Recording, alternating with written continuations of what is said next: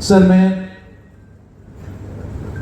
आपसे आज बात करता हूं जो पाकिस्तान और इंडिया की ये जंग हुई, 7 घंटे में 7 जहाज गिरा दिए। हम ये इससे ज्यादा जहाज गिरा सकते थे, आपको मालूम होना चाहिए, मगर ये 7 जहाजों ने पाकिस्तान की तरफ फायर किया और उनको मार दिया। और ये क्लियर मैसेज दुनिया को दिया गया कि जो पाकिस्तान की तरफ गलत निगाह से देखेगा उसकी आंखें फोड़ दी जाएंगी। ये गलीस दुश्मन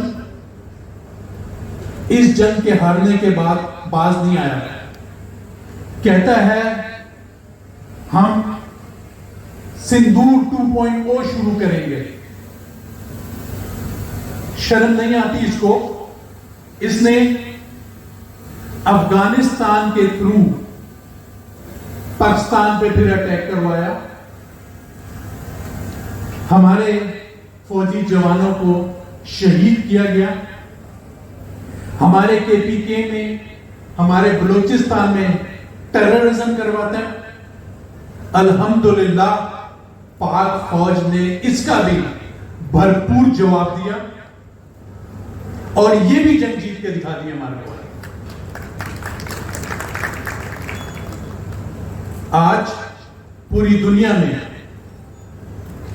हमारे फील्ड मार्शल साहब जनरल आसिम मुनीर साहब, हमारे प्राइम मिनिस्टर मियां शहबाज शरीफ साहब, पूरी दुनिया में, यूएसए में, सऊदी अरेबिया में, कतर, मलेशिया, टर्की, आप नाम ले लें, हर जगह पाकिस्तान का नाम बुलंद हो रहा है, हर जगह पाकिस्तान की इज्जत हो रही है। मैं आज सबसे रिक्वेस्ट करूंगा हमारे फील्ड मार्शल जनाब आसिम मुनीर साहब और प्राइम मिनिस्टर शहबाज शरीफ का आपके ऑनर में क्लैप की जाए।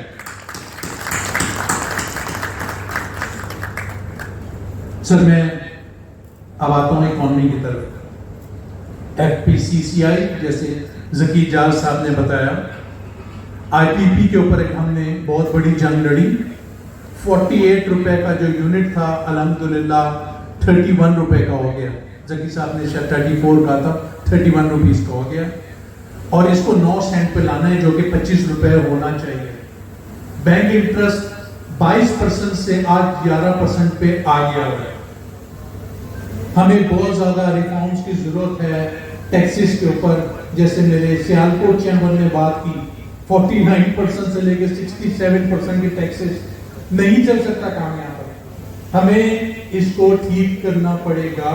सर, हमारी चैम्बर्स, हमारी FPCCI की टीम दिन रात इस पे काम कर रही है और हम आराम से नहीं बैठेंगे जब तक ये 9 सेंट की बिजली और 9% इंटरेस्ट नहीं होगा। हम इस पे काम करते रहेंगे। मगर मैं अपने बिजनेस कम्युनिटी से भी कुछ बातें करना चाहता हूं। आप ये मत एक्सपेक्ट करें, कैसे हो सकता है, क्या आपके कारोबारों को आके आज फौज चलाएगी या कोई पॉलिटिकल लीडरशिप चलाएगी?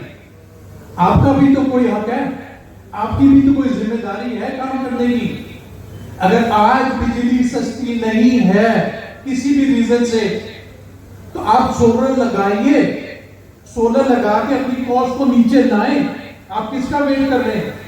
अगर आज इंटरेस्ट रेट कम नहीं है तो जो प्रॉपर्टी बनाइए उसको बेच के डालें अपने कारोबार में, अपनी कॉस्ट ऑफ डूइंग को कम करें। जितनी इज्जत पाकिस्तान को आज मिल गई है, इस वक्त मिल रही है, ये तो वक्त है हम अपने कारोबारों को 10-10 गुना बड़ा करें। मैं चाहता हूं कि आप ज्यादा से ज्यादा नफा करें। मैं चाहता हूं कि आप अपने बिजनेस को बड़ा करें, क्योंकि जितना आप अपने कारोबार को बड़ा करेंगे उतनी आप एम्प्लॉयमेंट जनरेट करेंगे, उतनी आप एक्सपोर्ट ला कर देंगे हमारे को और उतना ज्यादा टैक्स ला कर देंगे मुल्क को। तो आपकी जिम्मेदारी है इसको कम करें। हाँ, मुझे आज अपनी पॉलिटिकल लीडरशिप से मिलकर बहुत खुशी हो रही है, क्योंकि वो भी ये पेन रखते हैं। ये चैम्बर बनाने का मकसद कोई पॉलिटिक्स करना नहीं है, हमारा तो पॉलिटिक्स से ताल्लुक नहीं है।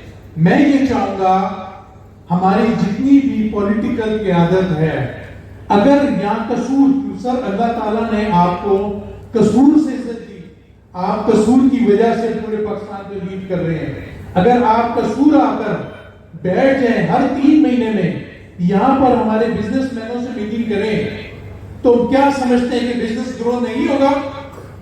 बिजनेस ग्रो होगा। इसी तरह हर चैम्बर की पॉलिटिकल क़यादत अगर चैम्बरों में जाकर बैठ जाए और बिजनेसमैनों की मसले मसाइल सुने, 3 महीने में 1 दिन दे दें आप देखें कैसे बिजनेस ग्रो नहीं होता।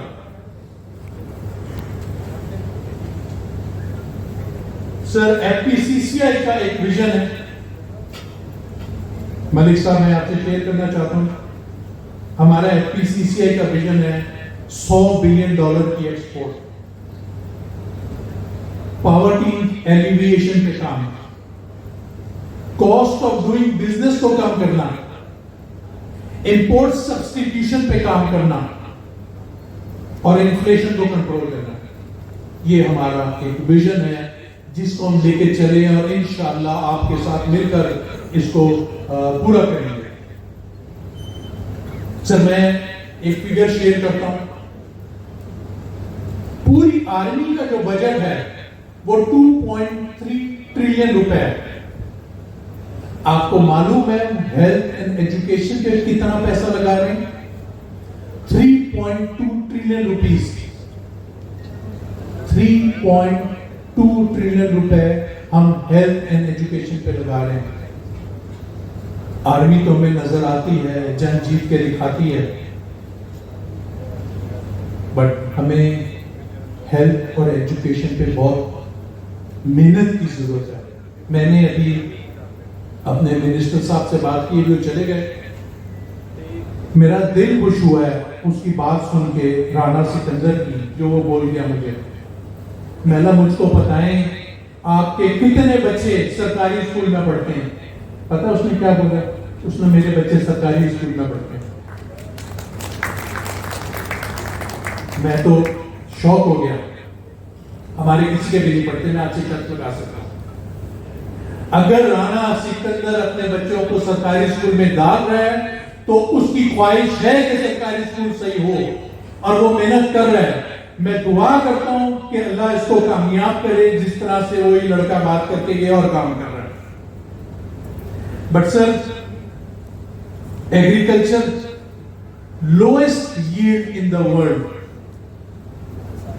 रेयर अर्थ हम कहते हैं 4 से 5 ट्रिलियन डॉलर का रेयर अर्थ हमारे मुल्क में, 2 ट्रिलियन डॉलर का प्लेसर गोल्ड हमारे मुल्क में, ऑयल के रिजर्व बेपनाह, अब तो अमेरिका आ रहा है ऑयल के लिए, माइंस एंड मिनरल्स, कमाल के लोग।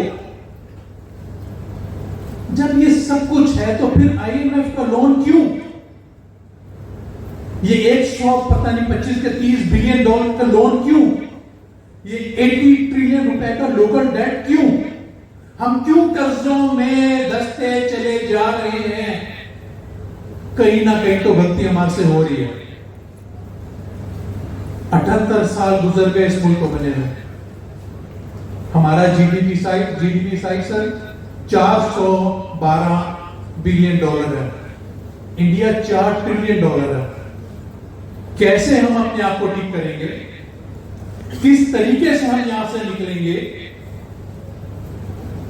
यंग मिनिस्टर्स बैठे हुए हैं, अभी राणा फैसल खोकर साहब बैठे हुए हैं, मलिक साहब, आप सब बहुत मेहनत कर रहे हैं, बट सर कुछ सिस्टम में गलती है, उस सिस्टम को ठीक करना है। वो सिस्टम में जो एफपीसीसीआई की रिसर्च की टीम है वो ये कहती है कि हमारे को डेवोल्यूशन ऑफ पावर, हमें छोटे सूबे चाहिए हैं।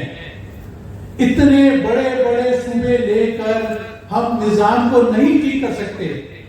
आप एक स्कूल ठीक कर लेंगे, 10 कर लेंगे, 100 कर लेंगे, या तो लाखों स्कूल है, उसको कैसे हम ठीक करेंगे? हम कहां तक पहुंचेंगे? हॉस्पिटल्स को कैसे ठीक करेंगे? लोगों को वोकेशनल ट्रेनिंग कैसे दी जाएगी? वुमेन एम्पावरमेंट पे कैसे काम होगी, उस डिवीजन का पोटेंशियल कैसे हम निकालेंगे। गुजरात से हाजी साहब आए हैं, कटलरी का काम कितना खूबसूरत काम होता है वहां पर, बट जब मैं पूछता हूं एक्सपोर्ट कितनी है तो पता लगता है $140 मिलियन।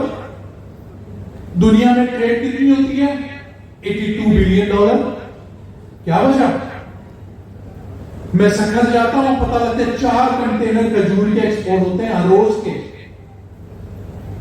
वो खजूर बाहर जाता है, कोई खजूर के अंदर बादाम डालता है, कोई खजूर के ऊपर चॉकलेट डालता है, उसको बतील बनाता है, हजार गुना महंगे खजूर हमारे मुल्क में वापस आते हैं। कौन इस पे काम करेगा?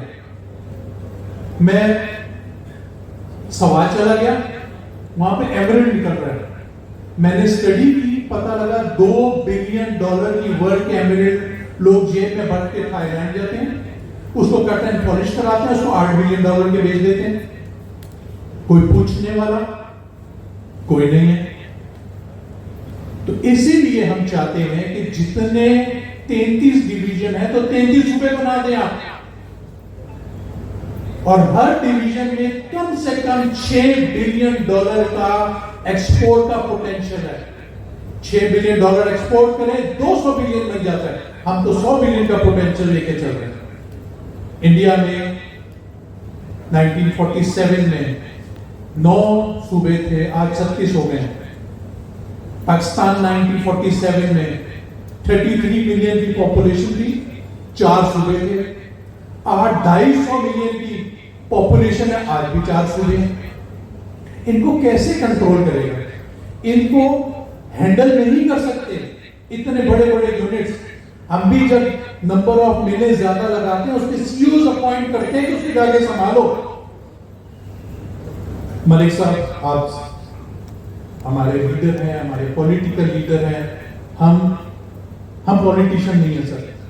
हम ये रिक्वेस्ट करते हैं, हमें नहीं पता इसको सूबा बोलें, हमें ये नहीं मालूम कि इसको एडमिनिस्ट्रेटिव यूनिट बोलें।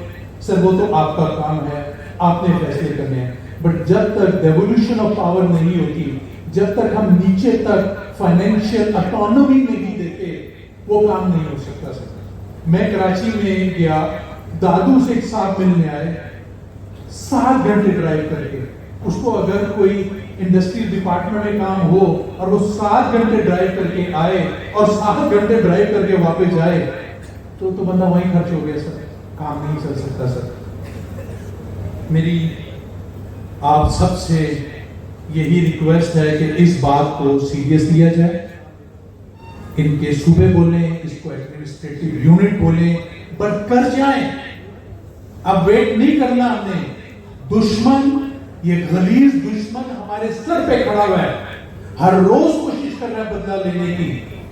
आपकी पाक आर्मी, आपकी हुकूमत जंग लड़ रही है, आपकी इज्जत बढ़ा रही है सारी दुनिया में, बट हमारा भी कुछ फर्ज है, वो हमने पूरा करना है और इंशाल्लाह पूरा करके रहेंगे। आप सबका बहुत बहुत शुक्रिया।